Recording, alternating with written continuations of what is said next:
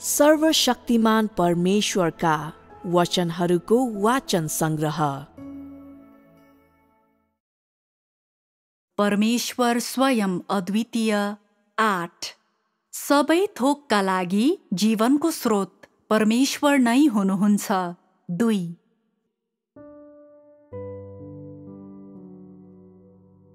हामी हाम्रो पछिल्लो विषयको संगतिलाई निरन्तरता दिनेछौँ। हाम्रो गत संगतिको विषय के थियो सो तिमीहरू सम्झन सक्छौ? सबै थोकका लागि जीवनको स्रोत परमेश्वर नै हुनुहुन्छ। के सबै थोकका लागि जीवनको स्रोत परमेश्वर नै हुनुहुन्छ भन्ने विषय तिमीहरूलाई धेरै टाढाको विषय हो जस्तो महसुस हुन्छ? के यसको बारेमा तिमीहरूका हृदयमा पहिले नै कुनै मोटामोटी अवधारणा रहेको छ? यस विषयमा हाम्रो गत संगतिको मुख्य केन्द्रबिन्दु के थियो भनेर कसैले एकछिन कुरा गर्न सक्छ? परमेश्वरले गर्नुभएको सबै थोकको सृष्टिद्वारा उहाँले सबै थोक र मानव जातिको पालन पोषण गर्नुहुन्छ भन्ने म देख्छु। विगतमा म सधैँ के सोच्थे भने जब परमेश्वरले मानिसको निम्ति आवश्यक कुराहरू उपलब्ध गराउनुहुन्छ तब उहाँले आफ्ना चुनिएका मानिसहरूलाई मात्र आफ्नो वचन प्रदान गर्नुहुन्छ।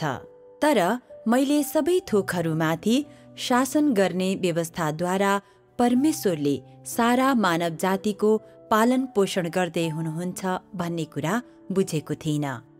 यस सत्यताको बारेमा परमेश्वरले बताउनु भएपछि मात्र उहाँ सबै थोकको स्रोत हुनुहुन्छ, सबै थोकको जीवन उहाँले नै प्रदान गर्नुभएको हो।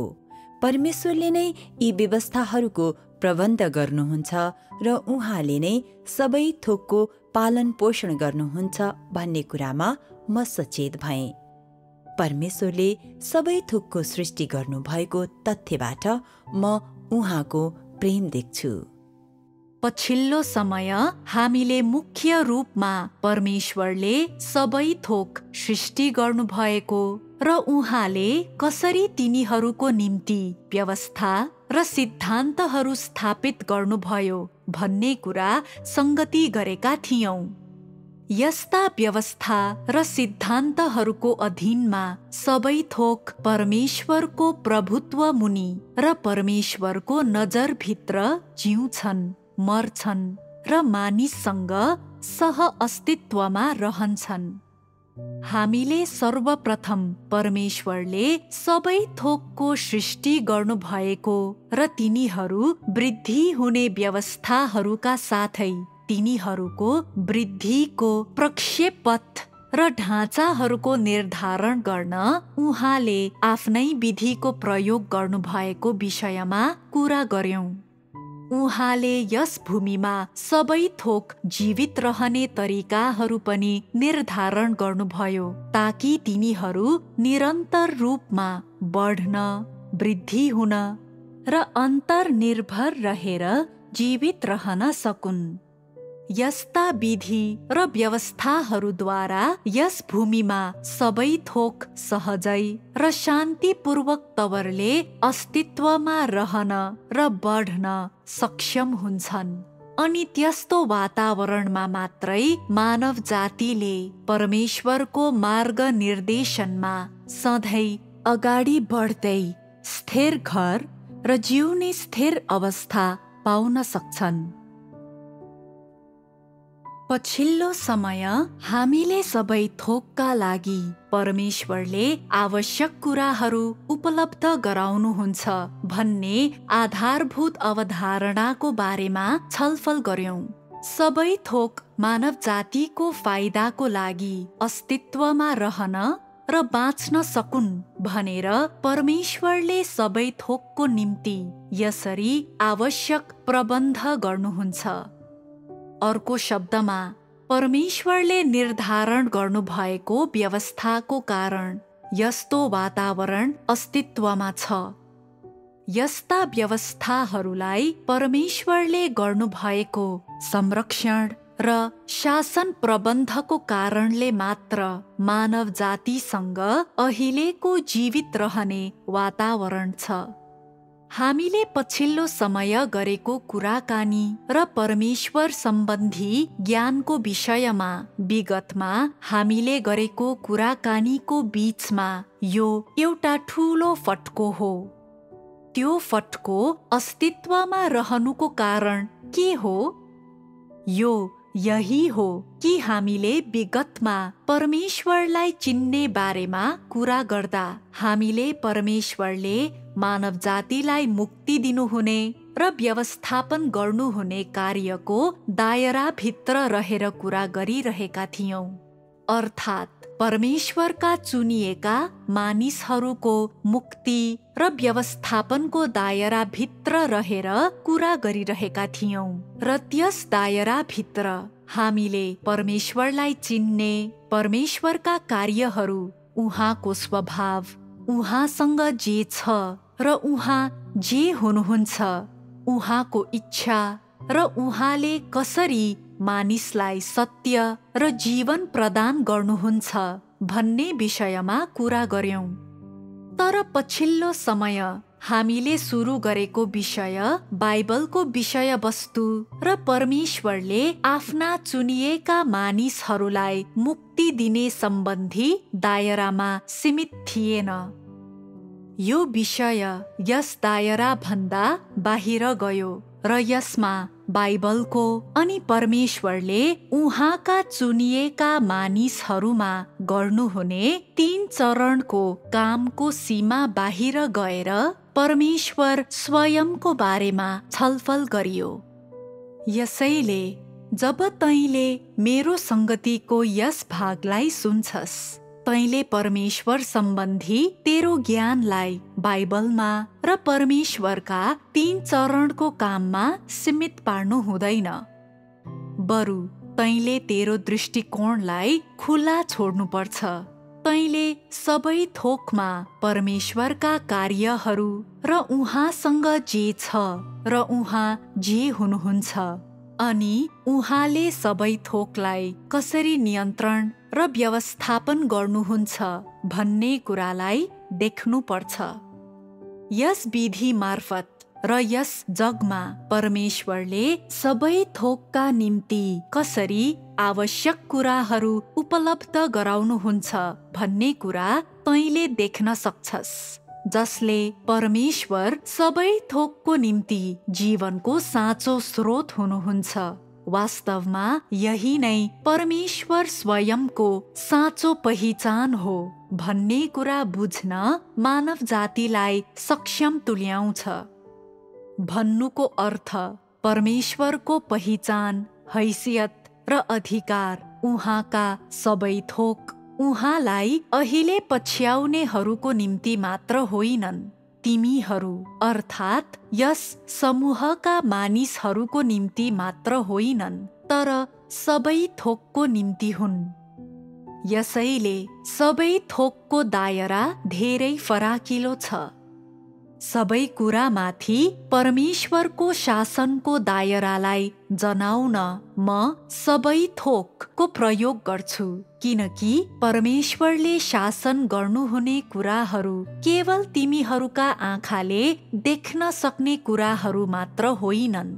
तिनमा सबैले देख्न सक्ने भौतिक संसार मात्र होइन, तर मानव आँखाले देख्न नसक्ने यस भौतिक संसार बाहिरको अर्को संसार र त्यो भन्दा पनि बाहिरका ग्रहहरू र बाहिरी अन्तरिक्ष पनि समावेश हुन्छ, जहाँ मानव जाति बसोबास गर्न सक्दैन। सबै थोकमाथि परमेश्वरको प्रभुत्वको दायरा त्यही हो। उहाँको प्रभुत्वको दायरा धेरै फराकिलो छ।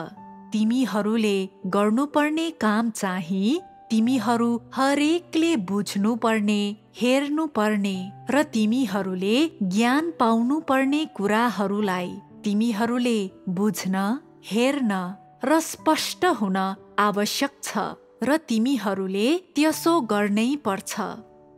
सबै थोकको दायरा वास्तवमा धेरै फराकिलो भए तापनि तिमीहरूले देख्नै नसक्ने र तिमीहरू व्यक्तिगत सम्पर्कमा आउन नसक्ने दायराभित्रका कुराहरूको विषयमा म तिमीहरूलाई बताउने छैन। म तिमीहरूलाई मानव जाति सम्पर्कमा आउन सक्ने, तिनीहरूले बुझ्न र बोध गर्न सक्ने क्षेत्रभित्रका कुराहरू मात्र बताउने छु, ताकि सबै थोकका लागि जीवनको स्रोत परमेश्वर नै हुनुहुन्छ भन्ने वाक्यांशको साँचो अर्थको बारेमा हरेक व्यक्ति सचेत हुन सकोस्। यसरी तिमीहरूसँगको मेरो संगतिका कुनै पनि वचनहरू खोक्रा हुने छैनन्। पछिल्लो समय मानिसहरूले सबै थोकको निम्ति परमेश्वरले कसरी आवश्यक कुराहरू उपलब्ध गराउनुहुन्छ भन्ने कुराको आधारभूत बुझाइ हासिल गर्न सकुन् भनेर हामीले सबै थोकका लागि जीवनको स्रोत परमेश्वर नै हुनुहुन्छ भन्ने विषयको बारेमा सामान्य रूपरेखा प्रदान गर्नको निम्ति कथा वाचन विधिको प्रयोग गर्यौं। तिमीहरूलाई यो आधारभूत अवधारणा सिकाउनुको उद्देश्य के हो त? यो परमेश्वरको काम बाइबल र उहाँका 3 चरणको काम भन्दा बाहिर फैलिएको छ भन्ने कुरा मानिसहरूलाई बुझाउनको निम्ति हो। मानवले देख्न नसक्ने र तिनीहरू सम्पर्कमा आउन नसक्ने धेरै काम उहाँले गरिरहनु भएको छ। यस्तो काम उहाँ आफैले व्यक्तिगत रूपमा गर्नुहुन्छ। यदि परमेश्वर आफ्नो व्यवस्थापनको काममा र आफ्ना चुनिएका मानिसहरूको नेतृत्व गर्ने काममा मात्रै लागिरहनु भएको थियो र अर्को कुनै काममा संलग्न हुनु भएको थिएन भने तिमीहरू सबै लगायत यस मानव जातिका लागि अगाडि बढ्ने कार्य धेरै कठिन हुने थियो। यस मानव जाति र यस संसार निरन्तर रूपमा विकास हुन सक्ने थिएन। सबै थोकका लागि जीवनको स्रोत परमेश्वर नै हुनुहुन्छ भन्ने वाक्यांशको महत्त्व यसैमा छ, जुन आज मैले तिमीहरूसँग गर्ने संगतिको विषय हो। परमेश्वरले मानव जातिको जीवनको निम्ति सृष्टि गर्नुहुने आधारभूत वातावरण। हामीले सबै थोकका लागि जीवनको स्रोत परमेश्वर नै हुनुहुन्छ भन्ने वचनसँग सम्बन्धित विभिन्न विषयहरू र धेरै विषयवस्तुको बारेमा छलफल गरेका छौं। तर तिमीहरूलाई आफ्नो वचन उपलब्ध गराउने र तिमीहरूमाथि आफ्नो सजाय र न्यायको काम गर्ने बाहेक परमेश्वरले मानव जातिलाई के कुराहरू प्रदान गर्नुहुन्छ भन्ने बारेमा के तिमीहरूलाई हृदयदेखि नै थाहा छ?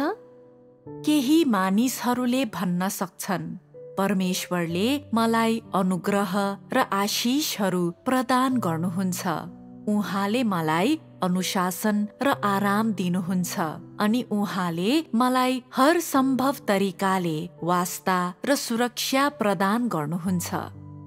अरूले भन्ने छन्, परमेश्वरले मलाई दैनिक भोजन र पिउने कुरा प्रदान गर्नुहुन्छ। अनि अरूले यसो समेत भन्ने छन्, परमेश्वरले मलाई सबै कुरा प्रदान गर्नुभएको छ। मानिसहरूले आफ्नो दैनिक जीवनमा सामना गर्ने यी कुराहरूप्रति तिमीहरूले तिमीहरूका आफ्नै शारीरिक जीवनका अनुभवसँग जोडेर प्रतिक्रिया दिन सक्छौ। परमेश्वरले हरेक व्यक्तिलाई धेरै कुराहरू प्रदान गर्नुहुन्छ। यद्यपि हामीले यहाँ छलफल गरिरहेको कुरा मानिसहरूका दैनिक आवश्यकताका दायरामा सीमित छैनन्। यसको उद्देश्य त हरेक व्यक्तिको दृष्टिकोणलाई विस्तार गर्न र परिस्थितिलाई बृहत दृष्टिकोणबाट हेर्न लगाउनु हो। सबै थोकका लागि जीवनको स्रोत परमेश्वर नै हुनुहुन्छ भने उहाँले सबै थोकको जीवन कसरी कायम राख्नुहुन्छ? अर्को शब्दमा भन्दा आफ्ना सृष्टिका सबै थोकको अस्तित्व र यसलाई टेको दिने व्यवस्थाहरू कायम राख्नको निम्ति परमेश्वरले तिनीहरूलाई के दिनुहुन्छ ताकि तिनीहरू निरन्तर अस्तित्वमा रहिरहुन्। आजको हाम्रो छलफलको मुख्य मुद्दा त्यही हो। मैले भनेको कुरा तिमीहरूले बुझ्यौ? तिमीहरूलाई यो विषय अत्यन्तै अपरिचित लाग्न सक्छ, तर म अत्यन्तै गहन कुनै पनि धर्म सिद्धान्तहरूको बारेमा कुरा गर्ने छैन। म तिमीहरूले मेरा वचनहरू सुन र तीबाट समझ प्राप्त गर्न सक भन्ने कुरालाई सुनिश्चित गर्ने कोसिस गर्नेछु। तिमीहरूले कुनै बोझको अनुभव गर्नु आवश्यक छैन। तिमीहरूले ध्यान दिएर सुने पुग्छ। तथापि यहाँ मैले फेरि एकपटक जोड दिनुपर्छ। मैले कुन विषयको बारेमा बोलिरहेको छु मलाई भन। सबै थोकका लागि जीवनको स्रोत परमेश्वर नै हुनुहुन्छ। त्यसो भए परमेश्वरले सबै थोकका निम्ति कसरी आवश्यक कुराहरू उपलब्ध गराउनुहुन्छ?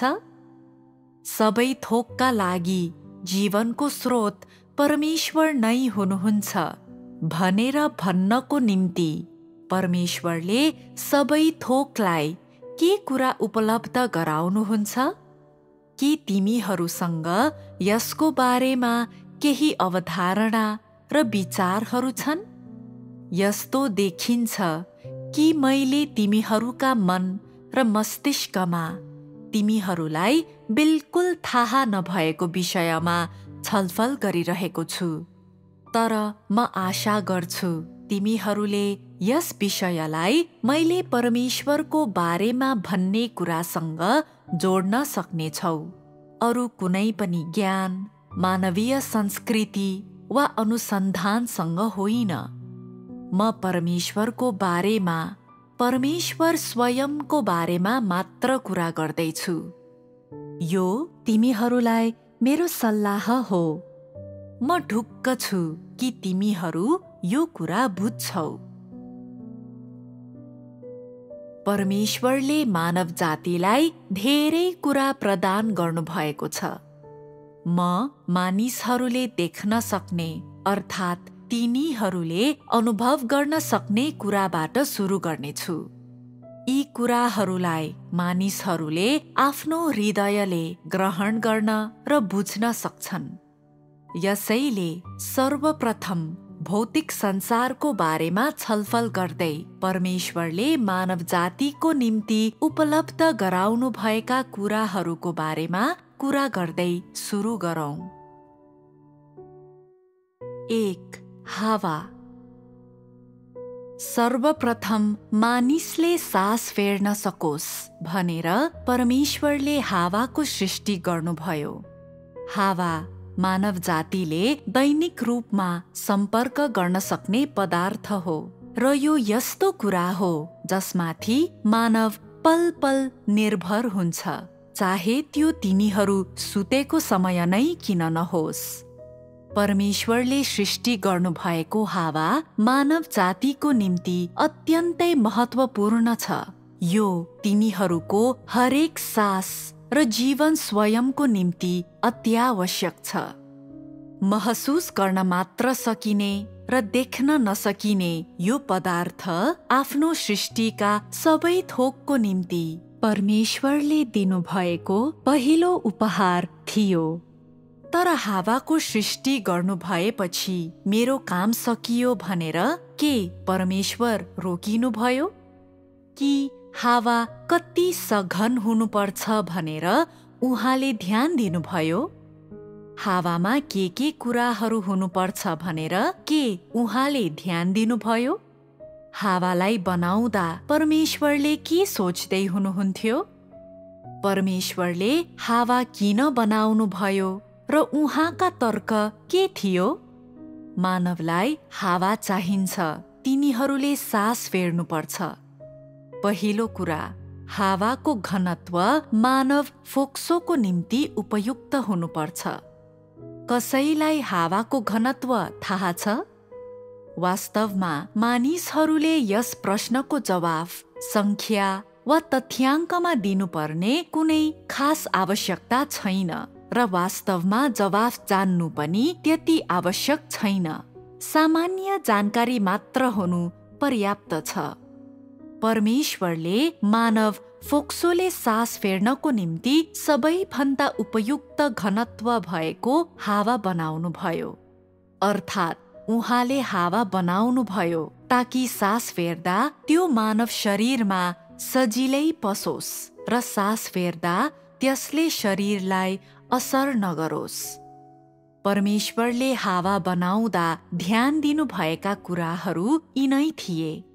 अब हामी हावामा के हुन्छन् भनेर कुरा गर्छौं। यसमा मानवको निम्ति विषालु कुराहरू मिसिएका छैनन् र यसले फोक्सो वा शरीरको कुनै पनि अङ्गलाई नोक्सान पुर्याउँदैन। परमेश्वरले यी सबै कुरामा ध्यान पुर्याउनु परेको थियो।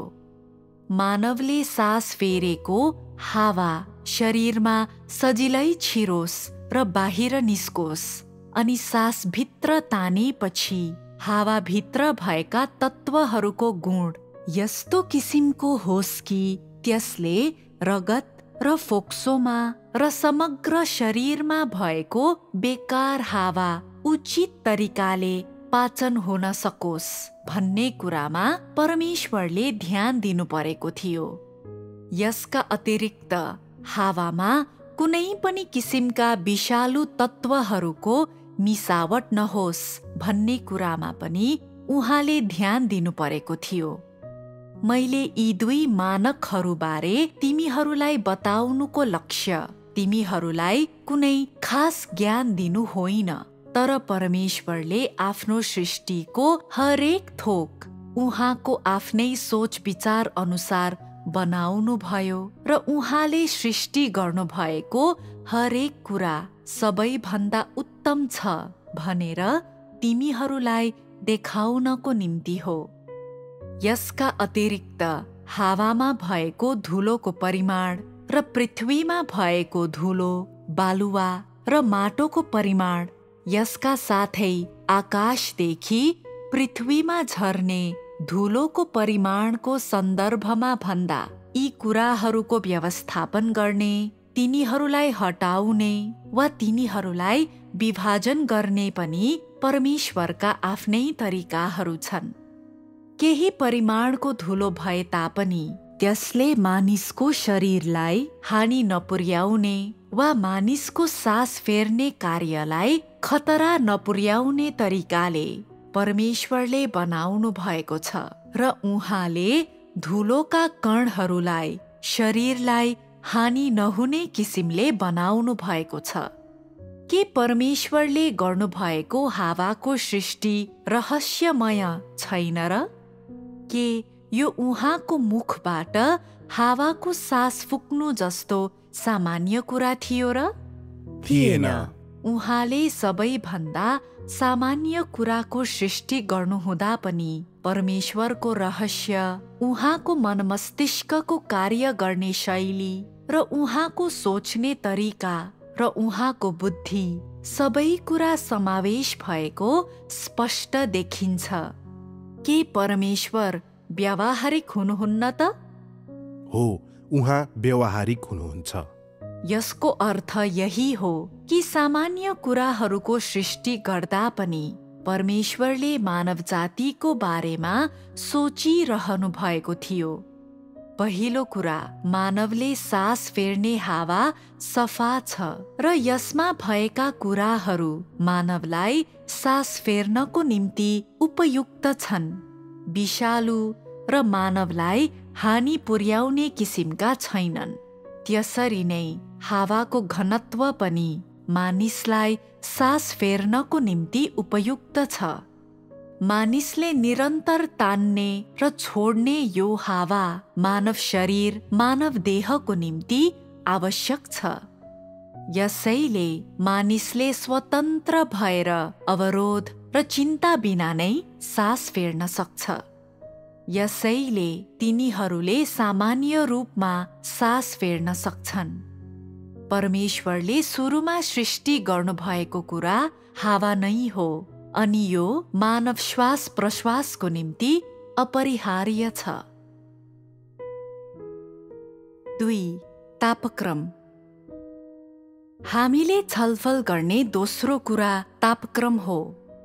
तापक्रम के हो भन्ने कुरा सबैलाई थाहा छ। तापक्रम मानव अस्तित्वको निम्ति चाहिने सुहाउँदो वातावरणको लागि आवश्यक कुरो हो। उदाहरणको लागि, यदि तापक्रम धेरै उच्च अर्थात् मानौ तापक्रम 40 डिग्री सेल्सियस भन्दा माथि छ भने के यसले मानवलाई धेरै कमजोर बनाउने थिएन र? के मानव यस्तो परिस्थितिमा जिउनु थकाइ लाग्दो कुरा हुने थिएन र? अनि यदि तापक्रम अति न्यून थियो भने के हुने थियो? मानौ तापक्रम ऋणात्मक 40 डिग्री सेल्सियस पुग्यो। मानवले यस्तो परिस्थितिलाई पनि सामना गर्न सक्दैन। यसैले तापक्रमको दायरा मानव शरीर अनुकूल हुने गरी तापक्रमको दायरा मिलाउने कुरामा परमेश्वरले विशेष ध्यान दिनुभयो, जुन लगभग ऋणात्मक 30 डिग्री सेल्सियस र 40 डिग्री सेल्सियसको बीचमा पर्छ। उत्तरदेखि दक्षिणसम्मका भूभागहरूको तापक्रमहरू मूलभूत रूपमा यही दायरामा पर्छन्। धेरै ठण्डा क्षेत्रहरूको तापक्रम ऋणात्मक 50 वा 60 डिग्री सेल्सियसमा झर्न सक्छ। परमेश्वरले मानिसहरूलाई यस्ता क्षेत्रहरूमा बसाउनुहुन्न। त्यसो भए यी बर्फिला क्षेत्रहरू किन अस्तित्वमा छन् त? परमेश्वरसँग उहाँको आफ्नै बुद्धि छ र यसको निम्ति उहाँका आफ्नै अभिप्रायहरू छन्। उहाँले तँलाई ती ठाउँहरूको नजिक जान लगाउनुहुन्न। धेरै ताता र धेरै चिसा ठाउँहरूलाई परमेश्वरले सुरक्षा दिनुभएको छ, अर्थात् परमेश्वरले मानिसलाई त्यहाँ बसोबास गराउने योजना बनाउनु भएन। यी ठाउँहरू मानव जातिका निम्ति होइनन्, तर परमेश्वरले पृथ्वीमा यस्ता ठाउँहरूलाई अस्तित्वमा किन ल्याउनु भयो त? यदि यी ठाउँहरूमा परमेश्वरले मानिसहरूलाई बसोबास गराउनुहुन्न वा मानिसहरू पनि त्यहाँ बाँच्दैनन् भने परमेश्वरले किन ती ठाउँहरूको सृष्टि गर्नुभयो त? त्यसमा परमेश्वरको बुद्धि लुकेको छ। त्यसको अर्थ परमेश्वरले मानव जीवित रहने वातावरणको तापक्रमको दायरा उचित तवरले अंकित गर्नुभएको छ। यहाँ प्राकृतिक नियमले पनि काम गर्छ। परमेश्वरले तापक्रमलाई कायम राख्न र नियन्त्रण गर्न केही कुराहरूको सृष्टि गर्नुभयो। तिनीहरू के हुन् त? सबैभन्दा पहिलो, सूर्यले मानिसहरूलाई न्यानो पार्छ, तर यो न्यानोपन अत्यन्तै धेरै भयो भने मानिसहरूले सहन सक्छन् र? के कुनै व्यक्तिले सूर्यको नजिक जाने हिम्मत गर्छ? के सूर्यसम्म पुग्ने कुनै वैज्ञानिक उपकरण पृथ्वीमा छ? छैन। किन छैन? सूर्य अत्यन्तै तातो छ। त्यसको धेरै नजिक जाने कुनै पनि कुरा पग्लन्छ। यसैले परमेश्वरले विशेष गरी मानव जाति माथिको सूर्यको उचाइ र त्यसको दूरीलाई आफ्नो सावधानीपूर्वक गणना र आफ्नो मापदण्ड अनुसार निर्धारण गर्ने काम गर्नुभयो। त्यसपछि पृथ्वीका दक्षिणी र उत्तरी ध्रुव निर्धारण गर्नुभयो। यी क्षेत्रहरू पूर्ण रूपमा जमेका र हिउँले ढाकिएका छन्। के मानव जाति हिउँले ढाकिएको क्षेत्रमा बस्न सक्छ? के यी क्षेत्रहरू मानव अस्तित्वका निम्ति उपयुक्त छन्? छैनन्। त्यसैले मानिसहरू यी ठाउँहरूमा जाँदैनन्।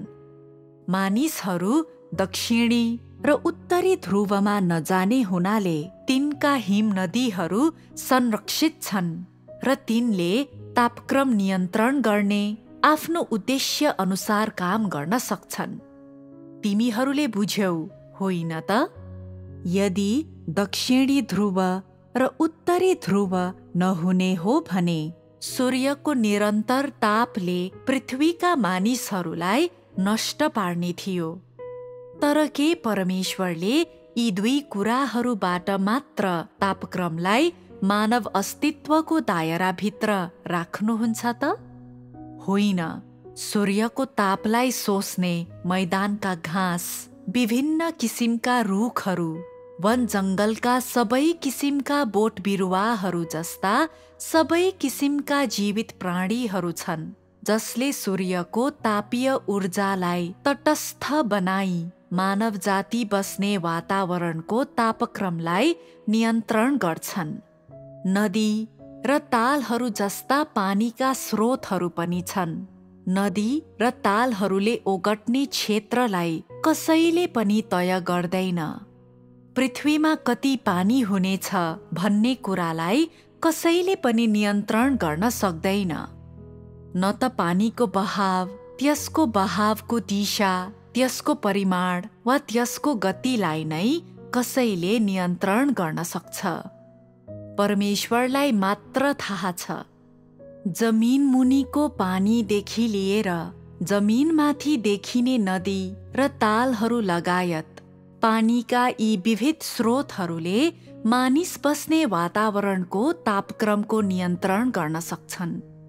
पानीका स्रोतहरू बाहेक पर्वत, समथर भूभाग, घाटी र सिमसार जस्ता विभिन्न किसिमका भौगोलिक स्वरूपहरू पनि छन्।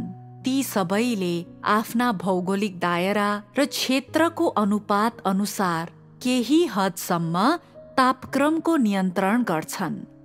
उदाहरणको लागि, यदि एउटा पर्वतको परिधि 100 किलोमिटर छ भने उक्त 100 किलोमिटरले 100 किलोमिटर बराबरको उपयोगिताको योगदान दिन्छ।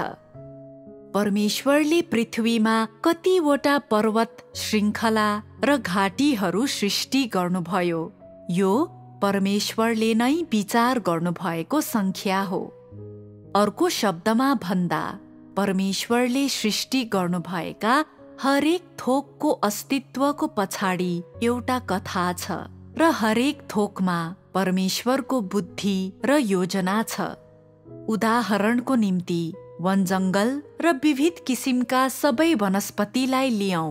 तिनीहरू अस्तित्वमा आउने र वृद्धि हुने क्षेत्रको दायरा र हद कुनै पनि मानवको नियन्त्रण भन्दा बाहिर छ र यी कुराहरूको बारेमा कसैले केही भन्न पाउँदैन। यसै गरी ती कुराहरूले कति पानी सोच्न सक्छन् भन्ने कुरा कुनै पनि मानवले नियन्त्रण गर्न सक्दैन। न त उसले ती कुराहरूले सूर्यबाट कति तापीय ऊर्जा सोच्न सक्छन् भन्ने कुरा नै नियन्त्रण गर्न सक्छ। यी सबै कुरा परमेश्वरले यावत थोकको सृष्टि गर्नुहुँदा बनाउनु भएको योजनाको दायराभित्र पर्छन्। सबै कुरामा परमेश्वरले सावधानीपूर्वक योजना, विचार र प्रबन्ध गर्नुभएको कारणले मात्र मानिस यस्तो उचित तापक्रम भएको वातावरणमा बस्न सक्छ। यसैले मानिसले आफ्ना आँखाले देख्ने हरेक कुरा, उदाहरणको लागि सूर्य, मानिसले प्रायजसो सुन्ने गरेका दक्षिणी र उत्तरी ध्रुवका साथै जमिनमाथि र जमिनमुनि बस्ने तथा पानीमा बस्ने विविध प्रकारका जीवित प्राणीहरू र वन जङ्गल र अन्य प्रकारका वनस्पतिद्वारा ढाकिएका ठाउँको परिमाण र पानीका स्रोतहरू, विविध प्रकारका पानीका भागहरू, समुद्री पानी र सफा पानीका परिमाणहरू र विभिन्न किसिमका भौगोलिक वातावरणहरू, मानिसको अस्तित्वको निम्ति सामान्य तापक्रम कायम राख्न परमेश्वरले यी सबै कुराको प्रयोग गर्नुहुन्छ। यो निरपेक्ष छ। परमेश्वरले यो सबैको बारेमा गहन तरिकाले सोच्नु भएको कारणले मात्र मानिस यस्तो सुहाउँदो तापक्रम भएको वातावरणमा जिउन सकेको छ। यो धेरै चिसो पनि हुनु हुँदैन, धेरै तातो पनि हुनु हुँदैन। धेरै ताता ठाउँहरू जहाँको तापक्रम मानव शरीरले अनुकूलन गर्न सक्ने भन्दा धेरै छ, ती ठाउँहरू निश्चय नै परमेश्वरले तिमीहरूका निम्ति छुट्याउनु भएको होइन। तापक्रम अत्यन्तै न्यून भएको अत्यन्तै चिसा ठाउँहरूमा पुगेपछि मानव केही मिनेटमै पूर्ण रूपमा जम्छन्, जसले गर्दा तिनीहरू बोल्न सक्दैनन्। तिनीहरूको मस्तिष्क जम्छ, तिनीहरूले सोच्न सक्दैनन् र तिनीहरू चाँडै निसासिन्छन्। यस्ता ठाउँहरूलाई पनि परमेश्वरले मानव जातिको लागि छुट्याउनु भएको होइन। मानवले जस्तो सुकै किसिमको अनुसन्धान गर्न चाहे तापनि, तिनीहरूले नवीन काम गर्न वा यस्ता सीमाहरूलाई तोड्न खोजे तापनि, मानिसहरूसँग जस्तो सुकै विचारहरू भए तापनि, तिनीहरूले मानव शरीरले अनुकूलन गर्न सक्ने सीमाहरूलाई नाघ्न सक्ने छैनन्। मानिसको निम्ति परमेश्वरले सृष्टि गर्नुभएका यी सीमाहरूलाई तिनीहरूले कदापि त्याग्न सक्ने छैनन्। यस्तो किन हुन्छ भने परमेश्वरले मानव जातिलाई सृष्टि गर्नुभएको हो र मानव शरीरले अनुकूलन गर्न सक्ने तापक्रम परमेश्वरलाई थाहा छ, तर मानव आफैलाई भने थाहा छैन। मानवलाई थाहा छैन भनेर म किन भन्छु त? मानवले कस्ता मूर्ख कुराहरू गरेका छन्? के धेरै मानिसहरूले उत्तरी र दक्षिणी ध्रुवलाई निरन्तर चुनौती दिने प्रयास गरेका छैनन् र? यस्ता मानिसहरूले सधैँ ती ठाउँहरूमा गएर जमिन कब्जा गर्ने चाहना गरेका छन्, ताकि तिनीहरूले त्यहाँ जरा गाड्न सकुन्। त्यो निरर्थक कार्य हुनेछ। यदि तैँले पूर्ण रूपले ध्रुवहरूको अनुसन्धान गरेको छस् भने पनि तैँले त्यसपछि के गर्छस् र? यदि तँ उक्त तापक्रममा अनुकूलन हुन सक्छस् र त्यहाँ बस्न सक्षम बन्छस् भने पनि तैँले दक्षिणी र उत्तरी ध्रुवहरूको वर्तमान वातावरण सुधार गरेमा पनि के यसले कुनै पनि तरिकाले मानव जातिलाई फाइदा पुर्याउँछ र? मानव जातिसँग ऊ बाँच्न सक्ने वातावरण छ तापनि मानिसहरू चुपचाप र आज्ञाकारी भई बस्दैनन्, बरु आफू बाँच्न नसक्ने ठाउँहरूमा जाने जोखिम उठाउन जोड दिन्छन्। यसको अर्थ के हो त? तिनीहरूलाई यस्तो सुहाउँदो तापक्रमको जीवनदेखि न्यास्रो लागेको छ र तिनीहरू अधीर भएका छन् अनि तिनीहरूले अति नै धेरै आशिषहरू प्राप्त गरेका छन्। त्यसबाहेक जीवनको लागि दिइएको यो नियमित वातावरणलाई मानव जातिले लगभग पूर्ण रूपमा नष्ट गरिसकेको छ। यसैले अब दक्षिणी ध्रुव र उत्तरी ध्रुवमा गएर अझ धेरै क्षति गर्न वा नयाँ बाटो बनाउने कुनै तरिका पत्ता लगाउने कुनै प्रकारको अभियानको खोजी गर्न सकिन्छ भन्ने तिनीहरूलाई लाग्छ। के यो मूर्खता होइन र? भन्नुको तात्पर्य परमेश्वरले तिनीहरूको निम्ति सृष्टि गर्नुभएको सुन्दर घरलाई यस मानव जातिले तिनीहरूका पुर्खा शैतानको नेतृत्वमा लापरवाही र स्वेच्छाचारी तरिकाले नष्ट गर्दै एकपछि अर्को गर्दै निरन्तर मूर्खतापूर्ण काम गरिरहन्छ। यो शैतानले गरेको काम हो। यसबाहेक पृथ्वीमा मानव जातिको अस्तित्व केही हदसम्म खतरामा परेको देखेर धेरै मानिसहरूले चन्द्रमामा गएर त्यहाँ बाँच्ने तौर तरिका स्थापित गर्ने चाहना गर्दै त्यहाँ जाने उपायहरूको खोजी गर्छन्। तर अन्ततः चन्द्रमामा अक्सिजनको अभाव छ। के मानव जाति अक्सिजन बिना बाँच्न सक्छ त? चन्द्रमामा अक्सिजनको अभाव भएको कारण मानिस त्यस ठाउँमा बस्न सक्दैन, तापनि मानिस त्यहाँ जाने आफ्नो चाहनामा दृढ छ। यस्तो व्यवहारलाई के भन्ने? यो पनि आत्मविनाश हो, होइन र? चन्द्रमा हावा बिनाको स्थान हो र यसको तापक्रम मानव अस्तित्वको निम्ति सुहाउँदो छैन। यसैले यो परमेश्वरले मानिसको निम्ति छुट्याउनु भएको ठाउँ होइन। अहिलेको हाम्रो विषय अर्थात् तापक्रम मानिसहरूले आफ्नो दैनिक जीवनमा सामना गर्ने कुरा हो। तापक्रम सबै मानव शरीरले अनुभव गर्ने कुरा हो। तर तापक्रमको सुरुवात कसरी भयो वा यसको कार्यभारी को हो र मानव अस्तित्वको निम्ति सुहाउँदो हुने गरी यसको नियन्त्रण कसले गर्छ भनेर कसैले सोच्दैन। अहिले हामी यही कुरा सिकिरहेका छौं। के यसभित्र परमेश्वरको बुद्धि लुकेको छ? के यसभित्र परमेश्वरको कार्य रहेको छ? परमेश्वरले मानव अस्तित्वको निम्ति सुहाउँदो तापक्रम सहितको वातावरण सृष्टि गर्नुभयो भन्ने कुरा विचार गर्दा के यो सबै थोकका निम्ति आवश्यक कुराहरू उपलब्ध गराउने परमेश्वरका तरिकाहरूमध्ये एउटा होइन र? यो एउटा तरिका हो। 3. ध्वनि। तेस्रो कुरा के हो?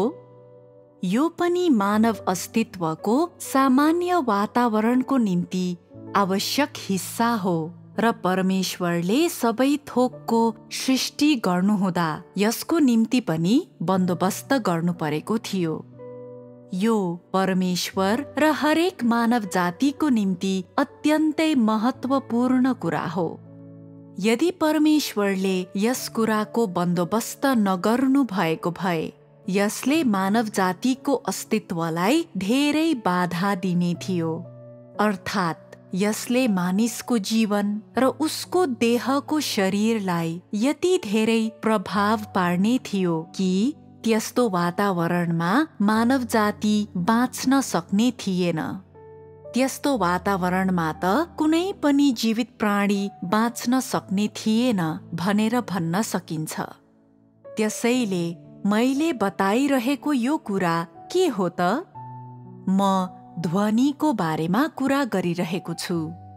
परमेश्वरले हरेक थोकको सृष्टि गर्नुभयो र हरेक कुरा परमेश्वरको हातभित्र जिउँछन्। परमेश्वरको सृष्टिका सबै थोक उहाँको नजरमा जीवित रहन्छन् र निरन्तर चलायमान हुन्छन्। मैले यसो भन्नुको तात्पर्य के हो भने परमेश्वरले सृष्टि गर्नुभएका हरेक कुराहरूको अस्तित्वको मूल्य र अर्थ छ। अर्थात् हरेक थोकको अस्तित्वको महत्त्व छ। परमेश्वरको नजरमा हरेक थोक जीवित छन् र सबै थोक जीवित रहेका हुनाले ती सबैले ध्वनि निकाल्छन्। उदाहरणको निम्ति पृथ्वी निरन्तर घुमिरहेको छ, सूर्य निरन्तर घुमिरहेको छ र चन्द्रमा पनि निरन्तर घुमिरहेको छ। हरेक थोक वृद्धि हुन्छन्, बढ्छन् र चल्छन्। तिनीहरूले निरन्तर ध्वनि निकालिरहेका हुन्छन्। पृथ्वीमा अस्तित्वमा रहने परमेश्वरका सृष्टिका यी सबै थोक निरन्तर वृद्धि हुने, विकास हुने र चलायमान हुने गर्छन्। उदाहरणको निम्ति पर्वतका जगहरू चलिरहेका र सरिरहेका हुन्छन् र समुद्रका गहिराईका सबै जीवित प्राणीहरू पौडिरहेका र चलिरहेका हुन्छन्। यसको अर्थ के हो भने परमेश्वरको नजरमा सबै थोक स्थापित ढाँचा अनुसार अटुट रूपमा निरन्तर चलिरहेका हुन्छन्। यसैले यी सबै अन्धकारमा वृद्धि र विकास हुने र गुप्त रूपमा चल्ने कुराहरूले केलाई अस्तित्वमा ल्याउँछन् त? ध्वनि, ठूला शक्तिशाली ध्वनिहरू। पृथ्वी ग्रह भन्दा बाहिर सबै किसिमका ग्रहहरू निरन्तर चलिरहेका छन् र यी ग्रहहरूमा भएका जीवित प्राणी र जीवहरू निरन्तर वृद्धि हुने, विकास हुने र चल्ने गरिरहेका छन्। यसर्थ जीवन भएका र जीवन नभएका सबै थोक परमेश्वरको नजरमा अगाडि बढिरहेका छन् र यस दौरान तिनीहरू सबैले ध्वनि उत्पादन गरिरहेका छन्। परमेश्वरले यी ध्वनिहरूको निम्ति पनि बन्दोबस्त गर्नुभएको छ र उहाँले यसो गर्नु पछाडिको कारण तिमीहरूलाई पहिले नै थाहा छ भन्ने मलाई विश्वास छ, छैन त? जब तँ कुनै हवाई जहाजको नजिक जान्छस् तब त्यसको इन्जिनको गर्जनले तँलाई कस्तो असर पार्छ? यदि तँ लामो समयसम्म त्यसको नजिक बसिस् भने तेरा कानहरू बहिरा हुन्छन्। के तेरो हृदयले त्यस्तो कष्टप्रद अनुभूतिलाई सहन सक्छ? कमजोर हृदय भएका केही मानिसहरूले यसो गर्न सक्दैनन्। अवश्य नै बलिया हृदय भएकाहरूले पनि लामो समयसम्म यसलाई सहन सक्दैनन्। भन्नुको तात्पर्य चाहे यो कान होस् या हृदय होस्, ध्वनिले मानव शरीरमा पुर्याउने असर हरेक मानवको निम्ति अत्यन्तै महत्त्वपूर्ण हुन्छ र धेरै ठूला ध्वनिहरूले मानिसहरूलाई हानि पुर्याउँछन्। यसैले परमेश्वरले सबै थोकको सृष्टि गर्नुहुँदा र पछि तिनीहरूले सामान्य रूपले कार्य गर्न सुरु गरेपछि चलायमान हुने सबै थोकको आवाज अर्थात् यी आवाजहरूको निम्ति परमेश्वरले उचित प्रबन्ध गर्नुभयो। मानव जातिको निम्ति वातावरणको सृष्टि गर्ने क्रममा परमेश्वरले ध्यान दिनु परेको कुरा मध्ये एउटा यो पनि हो। सर्वप्रथम त पृथ्वीको सतह माथिको वायुमण्डलको उचाइले पनि ध्वनिलाई प्रभाव पार्छ। यसका अतिरिक्त माटोमा भएका विभिन्न आकारका खाली ठाउँहरूले पनि ध्वनिलाई हेरफेर गर्छन् र प्रभाव पार्छन्। त्यसपछि विभिन्न भौगोलिक वातावरणका सङ्गमहरूले पनि ध्वनिलाई प्रभाव पार्छन्। भन्नुको तात्पर्य केही ध्वनिहरूलाई हटाउनको निम्ति परमेश्वरले निश्चित विधिहरूको प्रयोग गर्नुहुन्छ ताकि मानव आफ्ना कान र हृदयले सहन सक्ने वातावरणमा बाँच्न सकोस्। नत्र त मानव जातिको जीवनमा ठूलो बाधा बनेर र तिनीहरूको निम्ति गम्भीर समस्या उत्पन्न गरेर ध्वनिहरूले मानव जातिको अस्तित्वमा ठूलो बाधा व्यवधान खडा गर्छन्। यसको अर्थ के हो भने जमिन, वायुमण्डल र विभिन्न किसिमका भौगोलिक वातावरणको सृष्टि गर्ने क्रममा परमेश्वरले विशेष ध्यान दिनुभयो र यी हरेकमा परमेश्वरको बुद्धि सामेल छ। यस सम्बन्धी मानव जातिको बुझाइ धेरै विस्तृत हुनु आवश्यक छैन। यिनमा परमेश्वरका कार्यहरू समावेश छन् भन्ने कुरा जान्नु नै मानिसहरूको निम्ति पर्याप्त छ। अब तिमीहरूले मलाई भन, ध्वनिलाई एकदमै सटिक रूपमा मापन गरेर मानव जातिको बाँच्ने वातावरण र तिनीहरूको सामान्य जीवनलाई कायम गर्नको निम्ति परमेश्वरले गर्नुभएको यो काम आवश्यक थियो? हो, थियो। यो काम आवश्यक थियो। त्यसकारण यस दृष्टिकोणले हेर्दा के परमेश्वरले सबै थोकलाई आवश्यक कुराहरू उपलब्ध गराउनको निम्ति यो कामको प्रयोग गर्नुभयो भनेर भन्न सकिन्छ? परमेश्वरले मानव जातिको प्रावधानको निम्ति यस्तो शान्त वातावरणको सृष्टि गर्नुभयो ताकि मानव शरीर सामान्य तवरले कुनै बाधाको सामना नगरी यस भित्र बाँच्न सकोस् र मानव जाति सामान्य तवरले अस्तित्वमा रहन र जिउन सकोस्। त्यसो भए के परमेश्वरले मानव जातिलाई आवश्यक कुराहरू उपलब्ध गराउनुहुने तरिकाहरूमध्ये एउटा यही होइन र? के यो परमेश्वरले गर्नुभएको अत्यन्तै महत्त्वपूर्ण कुरा थिएन र? थियो। यसको निकै ठुलो आवश्यकता थियो। अनि तिमीहरूले यसलाई कसरी बुझ्यौ त?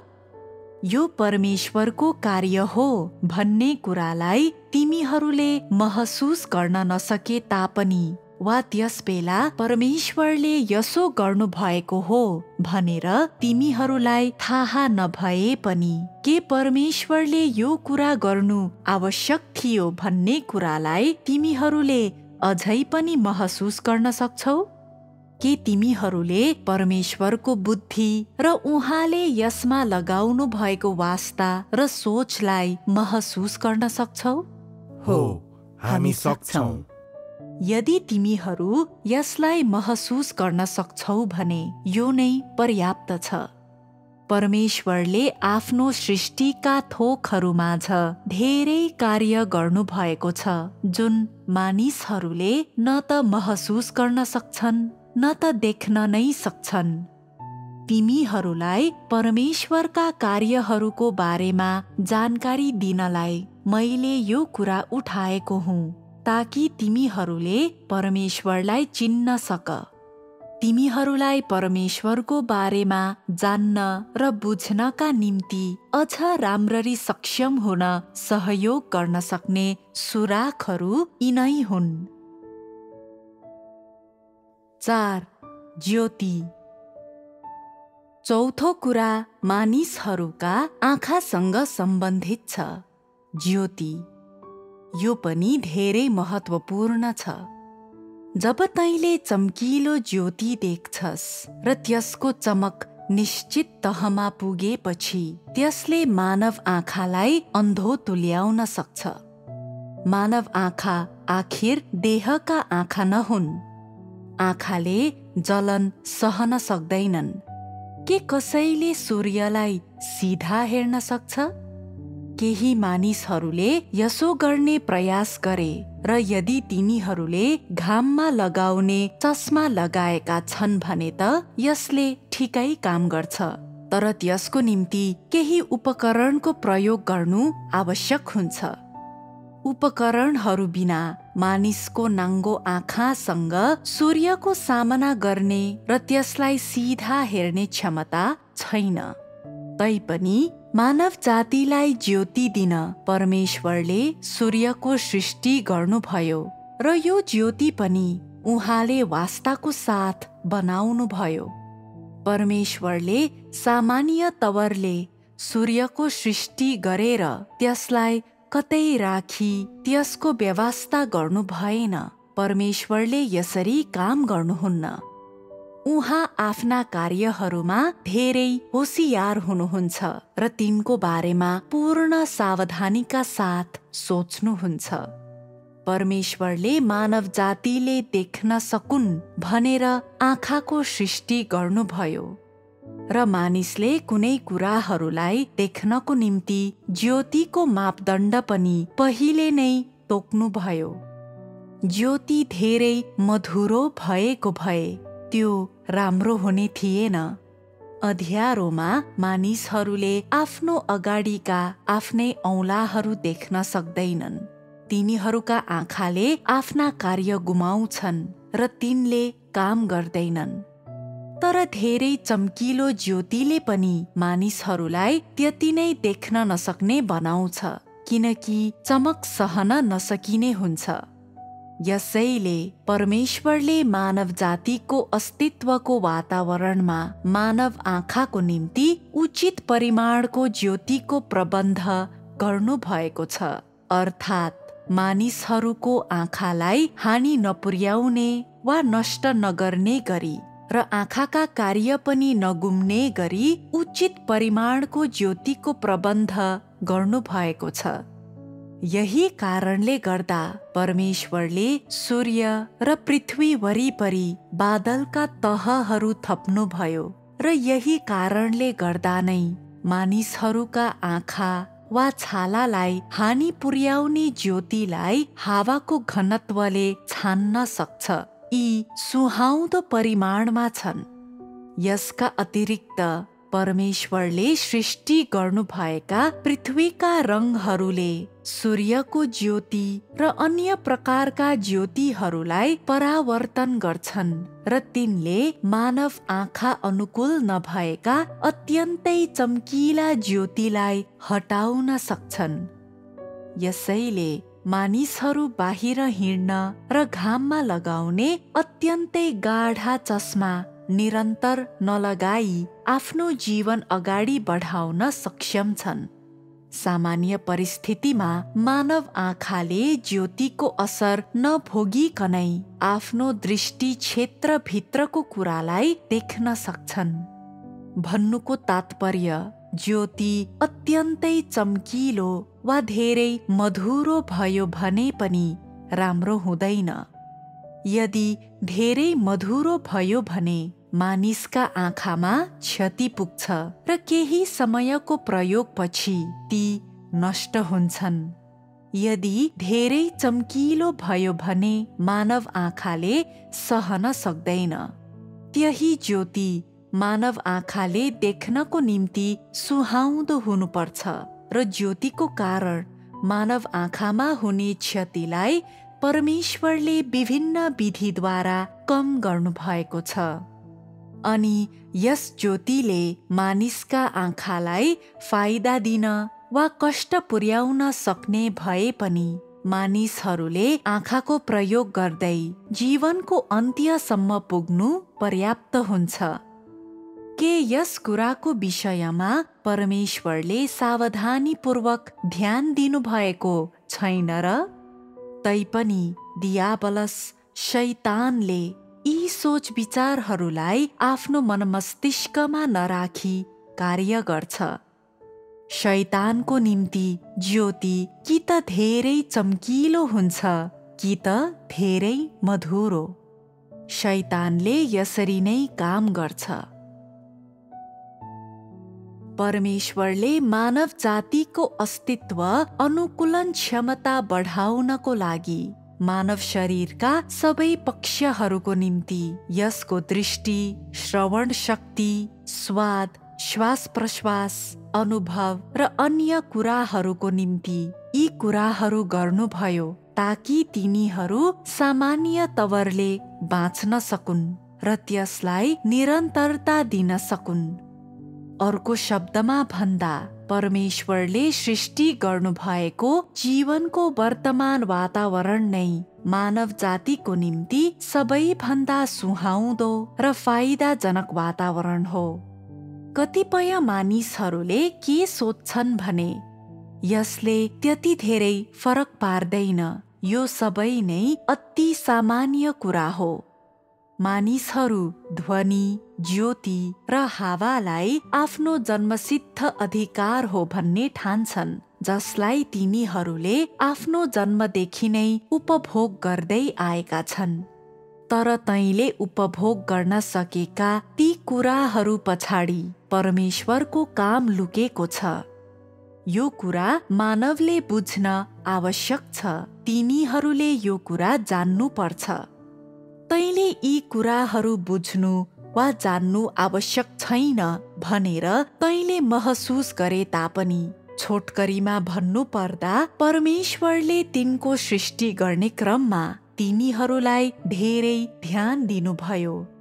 उहाँसँग यसबारे योजना थियो र केही निश्चित विचार थियो। उहाँले मानव जातिको बारेमा दोस्रो पटक नसोची मानव जातिलाई जिउनको निम्ति त्यतिकै वा सामान्य तवरले यस्तो वातावरणमा राख्नु भएको होइन।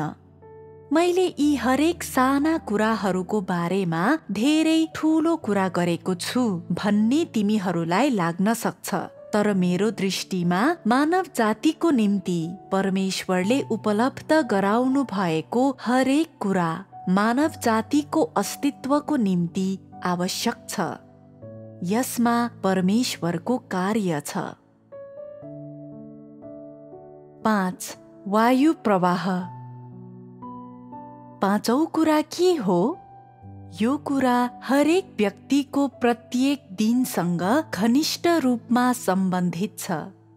मानव जीवनसँग यसको सम्बन्ध यति नजिक छ कि यसको अभावमा मानव शरीर यस भौतिक संसारमा बाँच्नै सक्दैन। यो वायु प्रवाह हो। शायद यो वायु प्रवाह भन्ने नामपदलाई सुन्ने जो कोहीले पनि यसलाई बुझ्न सक्छ। त्यसो भए वायु प्रवाह के हो त? वायु प्रवाह भनेको त वायुको बहने चाल त हो नि भनेर तिमीहरू भन्न सक्छौ। वायु प्रवाह मानव आँखाले देख्न नसकिने हावाको बहाव हो। यो ग्यासहरू चल्ने एक तरिका पनि हो। तापनि यस कुराकानीमा वायु प्रवाहले मुख्य रूपमा केलाई जनाउँछ त? मैले भन्ने बित्तिकै तिमीहरूले बुझ्नेछौ। पृथ्वीले आफू घुम्दा पर्वत, समुद्र र सृष्टिका सबै थोक बोक्छ र यो घुम्दा गति सहित घुम्छ।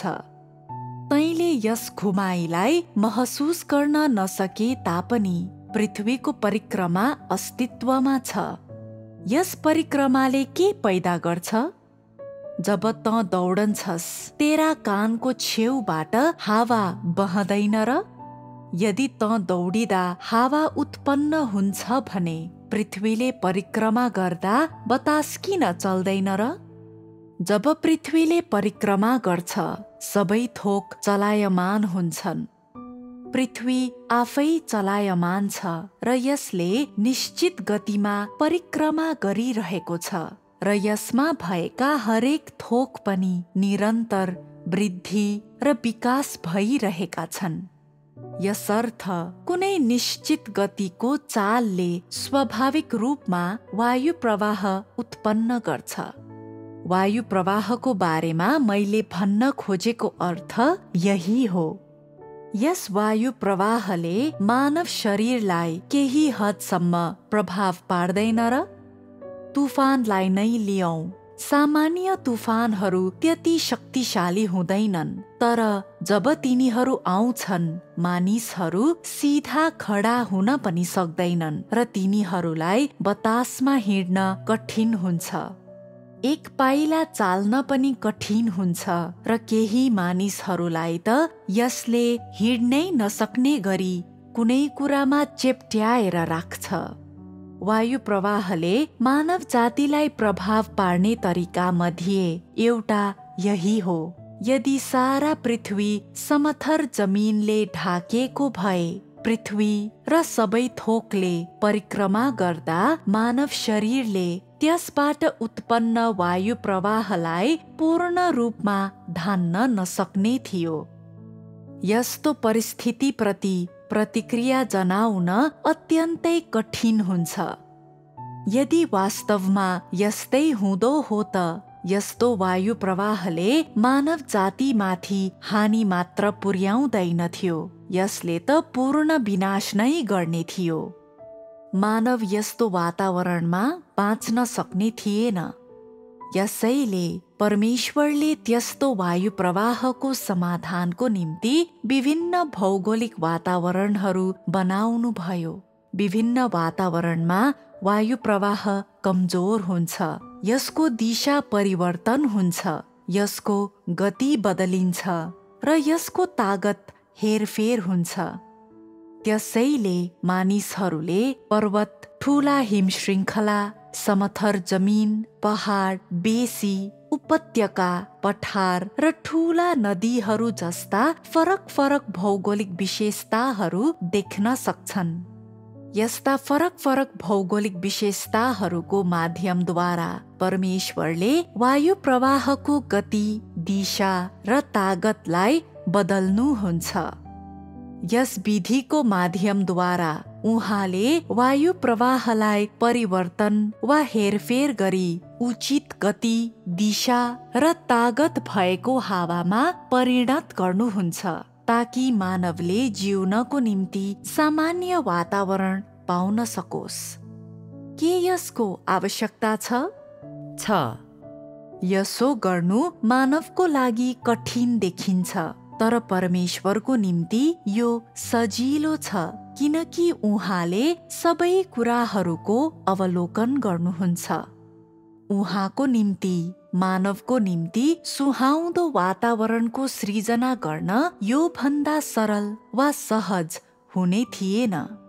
यसैले परमेश्वरले सृजना गर्नुभएको यस्तो वातावरणमा उहाँको सृष्टिभित्रका हरेक कुराहरू अपरिहार्य छन्। हरेक कुराको अस्तित्वको मूल्य र आवश्यकता छ। तथापि शैतान वा भ्रष्ट पारिएको मानव जातिले यस सिद्धान्तलाई बुझ्दैन।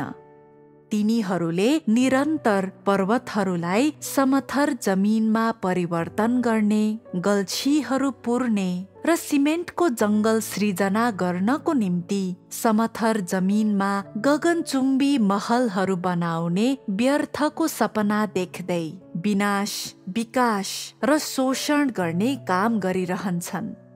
परमेश्वरको के आशा छ भने उहाँले तिनीहरूको निम्ति तयार पार्नु भएको यो सबैभन्दा सुहाउँदो वातावरणमा मानव जाति खुसी साथ बाँच्न, खुसी साथ वृद्धि हुन र हरेक दिन खुसी साथ बिताउन सकोस्। यसैले मानव जाति बस्ने यो वातावरणलाई व्यवहार गर्ने कुरामा परमेश्वरले कहिल्यै पनि लापरवाही गर्नु भएको छैन। तापक्रमदेखि लिएर वायुसम्म, ध्वनिदेखि लिएर ज्योतिसम्म परमेश्वरले जटिल योजना र बन्दोबस्तहरू गर्नु भएको छ, ताकि मानिसहरूका शरीर र तिनीहरू बाँच्ने वातावरणलाई प्राकृतिक परिस्थितिहरूले बाधा नदेओस्। बरु यसको सट्टा मानव जाति सामान्य तवरले अन्य कुराहरूसँग सामञ्जस्यपूर्ण सह-अस्तित्वमा जिउन र वृद्धि हुन सकोस्। यी सबै कुराहरू परमेश्वरले यावत थोक र मानव जातिको लागि उपलब्ध गराउनु भएको छ। मानव अस्तित्वको निम्ति परमेश्वरले यी 5 आधारभूत परिस्थितिहरूको बन्दोबस्त जुन तरिकाले गर्नु भएको छ, त्यसमा के तिमीहरू परमेश्वरले कसरी मानव जातिलाई आवश्यक कुराहरू उपलब्ध गराउनुहुन्छ भन्ने कुरा देख्न सक्छौ? सक्छौं। भन्नुको तात्पर्य मानव अस्तित्वको निम्ति चाहिने सबै आधारभूत परिस्थितिहरूको सृष्टिकर्ता परमेश्वर नै हुनुहुन्छ र परमेश्वरले यी कुराहरूको बन्दोबस्त र नियन्त्रण पनि गर्दै हुनुहुन्छ। अहिले मानव अस्तित्वको हजारौं वर्षपछि पनि तिनीहरूलाई सबैभन्दा राम्रो र सबैभन्दा सुहाउँदो वातावरण प्रदान गर्दै परमेश्वरले अझ पनि तिनीहरू जिउने वातावरणमा निरन्तर फेरबदल गर्दै हुनुहुन्छ, ताकि तिनीहरूको जीवन नियमित तरिकाले कायम राख्न सकियोस्। यस्तो परिस्थितिलाई कति लामो समयसम्म कायम राखिराख्न सकिन्छ? अर्को शब्दमा परमेश्वरले कहिलेसम्म यस्तो वातावरण निरन्तर उपलब्ध गराइरहनुहुनेछ? परमेश्वरले आफ्नो व्यवस्थापनको कामलाई पूर्ण समापन नगरुन्जेलसम्म यो जारी रहनेछ। त्यसपछि परमेश्वरले मानव जातिको जिउने वातावरण परिवर्तन गर्नुहुनेछ। परमेश्वरले यी परिवर्तनहरू उही विधिहरूद्वारा वा फरक विधिहरूद्वारा गर्न सक्नुहुनेछ। तर अहिले मानिसहरूले जान्नुपर्ने कुरा के हो भने मानव जातिका आवश्यकताहरूको निम्ति परमेश्वरले निरन्तर विभिन्न कुराहरू उपलब्ध गराइरहनु भएको छ। मानव जिउने वातावरणको व्यवस्थापन गरिरहनु भएको छ र त्यस वातावरणलाई संरक्षण, सुरक्षा र मर्मत सम्भार गर्ने कार्य गर्दै आइरहनु भएको छ। यस्तो वातावरण भएको हुँदा परमेश्वरका चुनिएका मानिसहरू नियमित रूपले जिउन र परमेश्वरको मुक्ति, सजाय र न्याय स्वीकार गर्न सक्षम भएका छन्। परमेश्वरको सार्वभौमिकताको कारण सबै थोक निरन्तर अस्तित्वमा रहेका छन् र परमेश्वरका यस्तै प्रावधानहरूको कारण सारा मानव जाति निरन्तर अगाडि बढिरहेका छन्। के हाम्रो संगतिको यो अन्तिम भागले तिमीहरूमा केही नयाँ विचारहरू ल्यायो? के तिमीहरूलाई अब परमेश्वर र मानव जाति बीचको सबैभन्दा ठूलो भिन्नताको बारेमा थाहा भयो?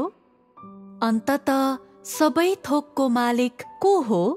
के त्यो मानिस हो? होइन। त्यसो भए परमेश्वर र मानिसले सारा सृष्टिलाई गर्ने व्यवहारमा के फरक छ? परमेश्वरले सबै थोकमाथि शासन गर्नुहुन्छ र सबै थोकको बन्दोबस्त गर्नुहुन्छ, जबकि मानिसले ती कुराहरूको उपभोग गर्छ।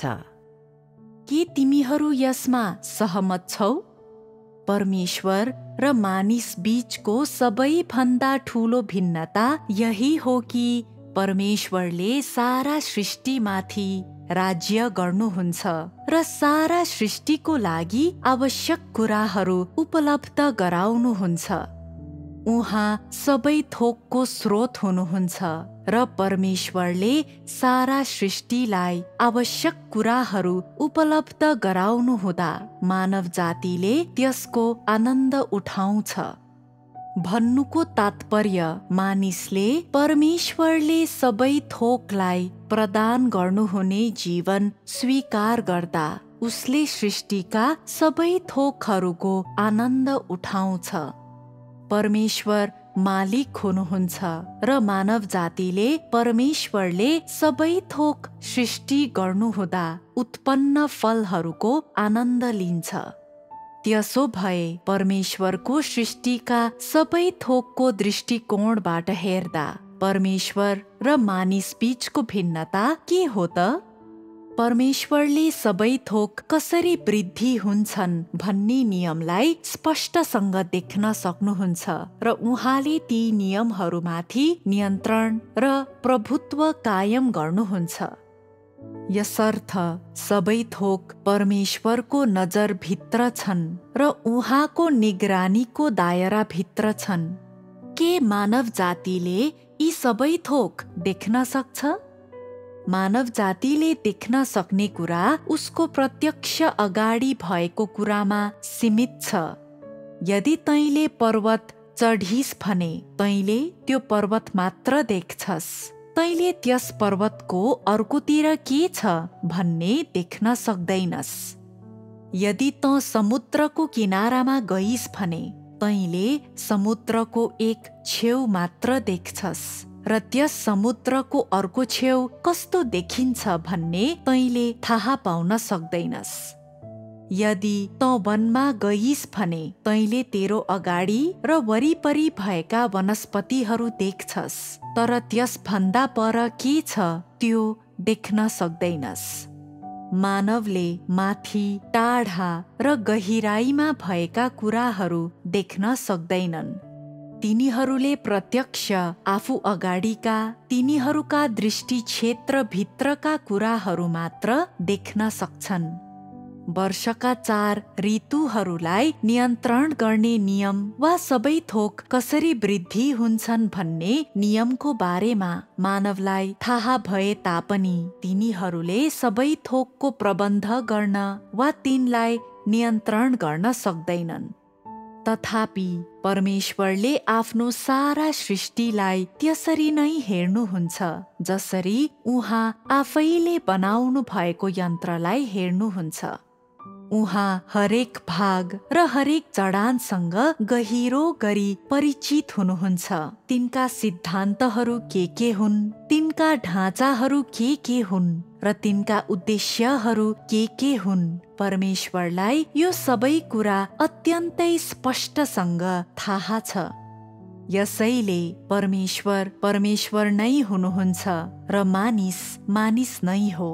मानिस विज्ञान र सारा कुराहरू नियमित गर्ने कानुनहरूको बारेमा आफ्नो अनुसन्धानको गहिराईमा जान सक्ने भए तापनि त्यो अनुसन्धानको दायरा सीमित छ, जबकि परमेश्वरले सबै कुराको नियन्त्रण गर्नुहुन्छ।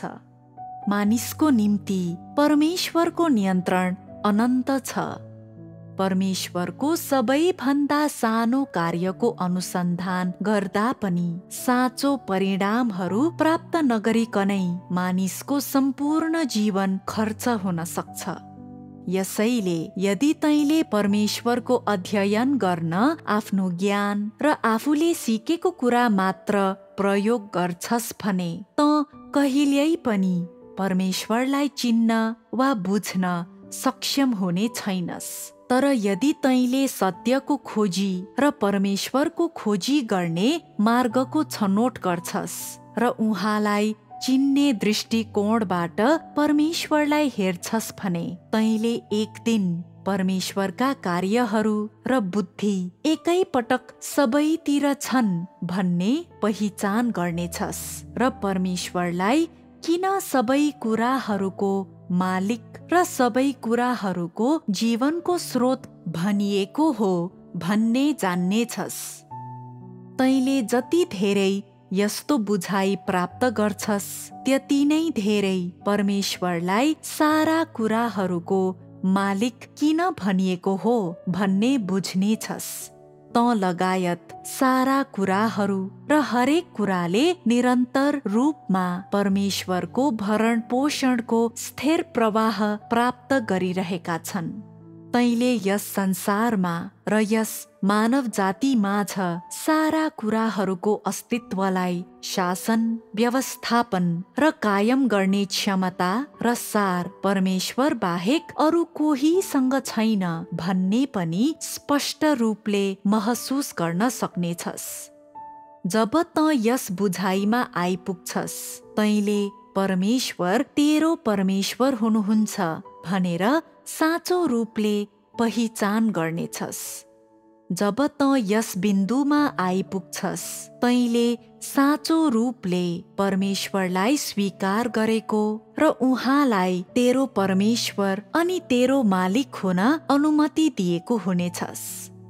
जब तैँले यस्तो बुझाइ प्राप्त गरेको हुन्छस् र तेरो जीवन यस्तो बिन्दुमा पुगेको हुन्छ, परमेश्वरले अब उपरान्त तेरो परीक्षा र न्याय गर्नुहुने छैन। न त उहाँले तँलाई कुनै मापदण्ड नै दिनुहुनेछ, किनकि तैँले परमेश्वरलाई बुझ्नेछस्, उहाँको हृदयलाई चिन्नेछस् र तेरो हृदयमा परमेश्वरलाई साँचो रूपले स्वीकार गरेको हुनेछस्। सबै थोकमाथि परमेश्वरको प्रभुत्व हुन्छ र उहाँले ती सबैको व्यवस्थापन गर्नुहुन्छ भन्ने यी विषयहरूमा संगति गर्नुपर्ने एउटा महत्त्वपूर्ण कारण यही हो। यसो गर्नुको अर्थ मानिसहरूलाई थप ज्ञान र बुझाइ दिनु हो। यो तिमीहरूलाई स्वीकार गर्न लगाउनु मात्र होइन, बरु तिमीहरूलाई परमेश्वरका कार्यहरूको बारेमा थप व्यावहारिक रूपले थाहा पाउन र बुझ्न लगाउनु हो।